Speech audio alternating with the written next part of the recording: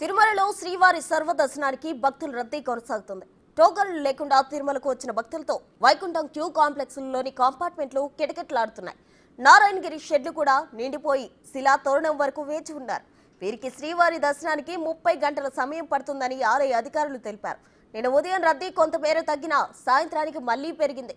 గత 10 రోజుల్లో శ్రీవారి మెట్లు, అలిపిరి నడక మార్గాల్లో దాదాపు 2,60,000 మంది భక్తులు శ్రీవారిని దర్శించుకున్నారు. నిన్న ఒక్కరోజే శ్రీవారికి 4,10,00,000 రూపాయల హుండీ ఆదాయం వచ్చినట్లు టీటీడీ అధికారులు తెలిపారు.